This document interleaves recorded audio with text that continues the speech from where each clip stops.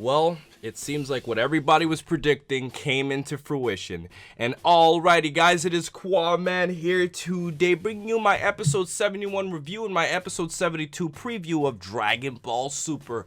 So without wasting any more time, let's get straight into this video. So, the episode starts off with Goku being dead, and for those of you who are more familiar with a lot of movies, this is very interesting because we see that Dragon Ball Super starts off with pretty much what happened in the episode, and then the rest of the episode is kind of telling us how we got to that point. Dragon Ball doesn't do this that often, but it reminded me of Pulp Fiction, which is a much more exaggerated example of this.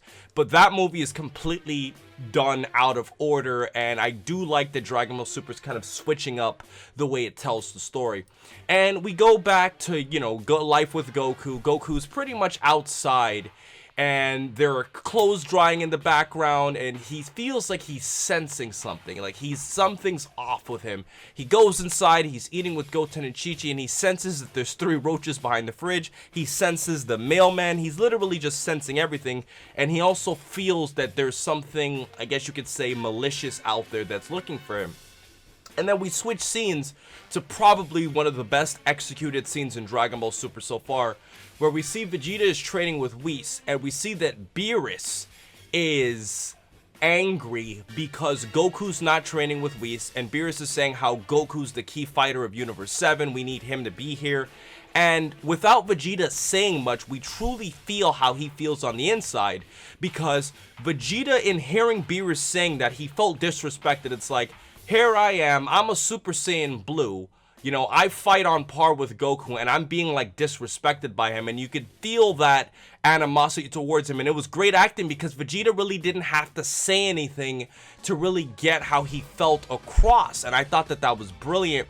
And we see later on that Vegeta's pushing Whis, and, he feels like Whis knows something that he doesn't, and I thought that that was a very, very, very well executed scene as we get into the mind of Vegeta. And we go back towards Earth where we see Goku doing groceries, and here's some of the more interesting things. So as Goten and Gohan are spying on him, we see that Goku's pretty much going all throughout Earth. He's going through an aquarium looking for something. He's going through a movie theater looking for something. He goes through a store and he finds a bra as he's all carrying all of these groceries.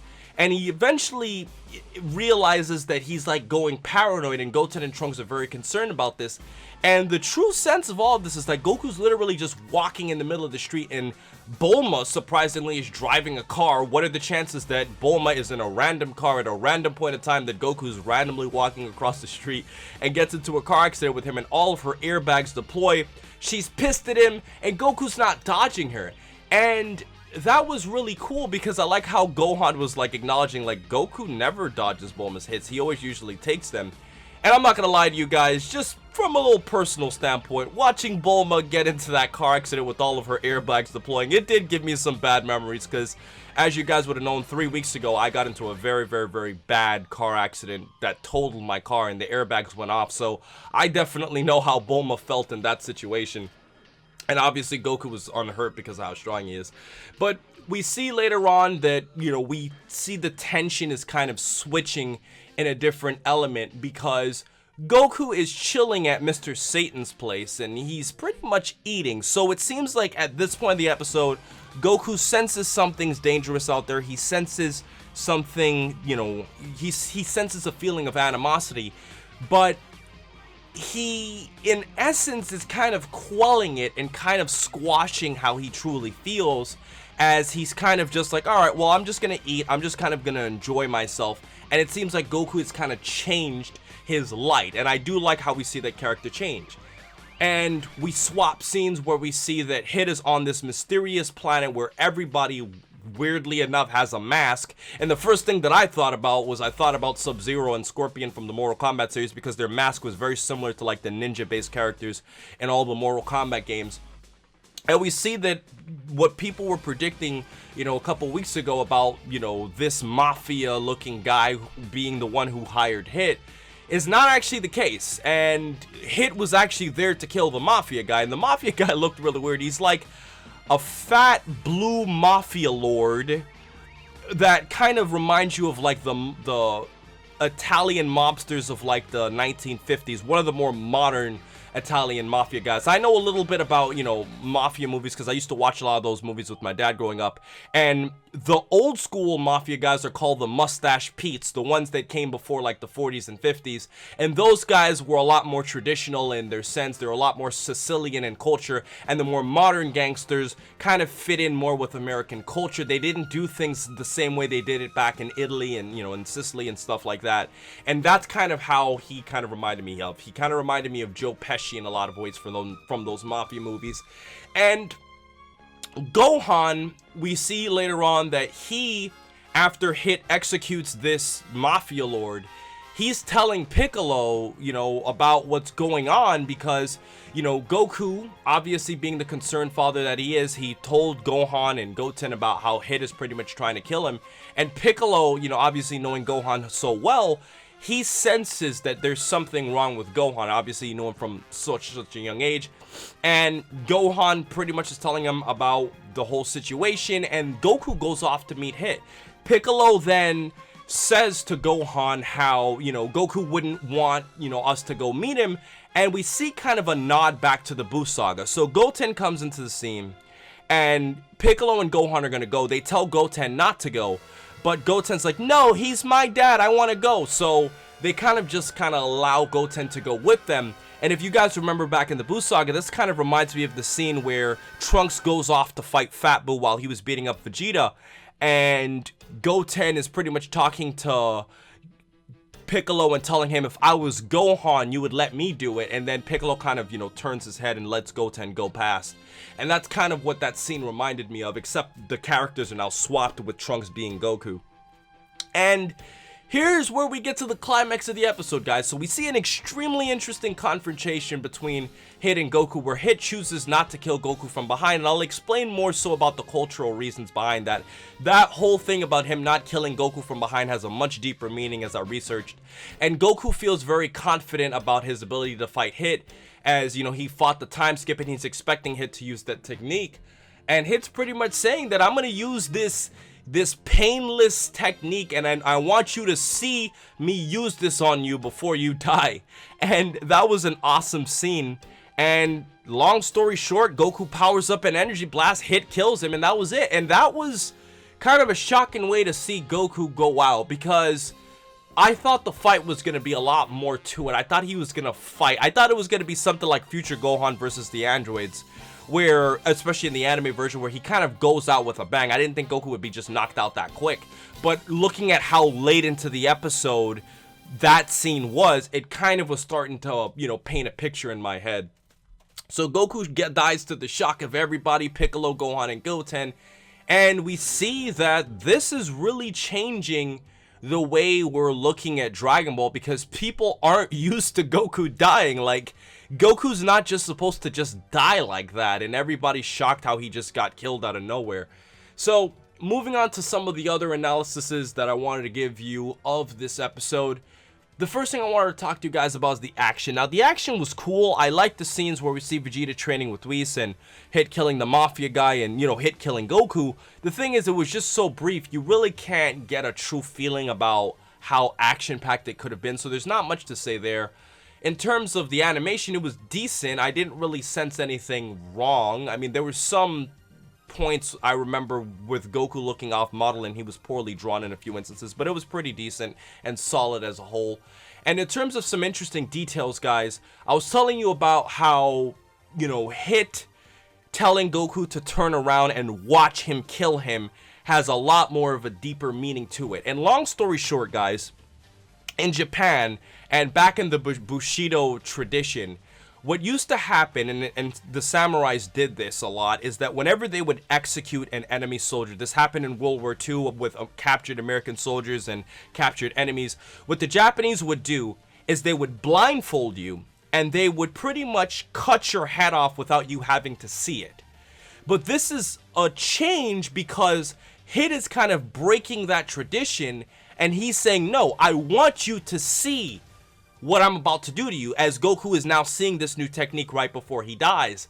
And that was a much more interesting thing that they kind of used to kind of take a nod at Japanese culture. And that's probably not something you would probably get from the American I guess you could say, translation or an English Western culture version of Dragon Ball. So also I wanted to talk about who hired Hit. Now, we've learned from spoilers, guys. Spoiler alert, guys, there's been so much over the internet. I don't know how you wouldn't have known, but Vados was the one who hired Hit to kill Goku. But there's actually a hidden representative who really wanted Goku to die. And honestly, it kind of makes sense as to how Vados could have been somewhat involved in this, because she's able to traverse universes. So it kind of makes sense how Hit could get to Universe 7, because as strong and fast as Hit is, you just can't get to another universe, you know? And the third thing that I wanted to tell you guys about, you know, the Z Fighters and Goku in this episode is their ability to sense animosity. So if you guys remember back in Dragon Ball Z when Goku was fighting, not really fighting, but kind of having that little quick sparring scene with Future Trunks. Future Trunks first swings his sword at Goku, and Goku doesn't even move, and he's like, I didn't sense any malice from you. And the interesting thing about this is, like, how is Goku able to sense Hit's intentions from so far away? I felt that was very interesting, because Hit is so far, and Goku himself is a character that obviously has had many characters who've been after him, but that would kind of make you think to yourself, well, how come you can't sense animosity in other instances? A good example would be, even if it's a movie, how come the Z Fighters didn't sense Hoi's animosity towards, you know, obviously resurrecting Hirudegarn and him being a villain in the Wrath of the Dragon movie? And how come Goku didn't really sense a strong level of animosity towards Janemba in, you know, in Fusion Reborn? And also, if you look back at Dragon Ball, I mean, even though he was a kid, there were many times where Goku didn't get a feeling as to who was truly a bad guy, like when those mafia guys kidnapped him as a kid, and, you know, and Launch had to come save him. So all of those things that I'm pretty much talking about here, guys, kind of paints a picture like, why couldn't they sense this stuff before? It's not a problem, it's just something I kind of wondered. And to talk about the memorable moments, guys, it would pretty much be obvious with Goten crying and Goku dying, because we really haven't seen this before. I mean, every time Goku's died, he's kind of sacrificed himself and put himself in a position to die for a better cause, not counting the heart virus. So it's kind of weird seeing Goku just get taken out, like he just loses and dies, you know? So that was kind of an interesting twist, and how easy it was executed.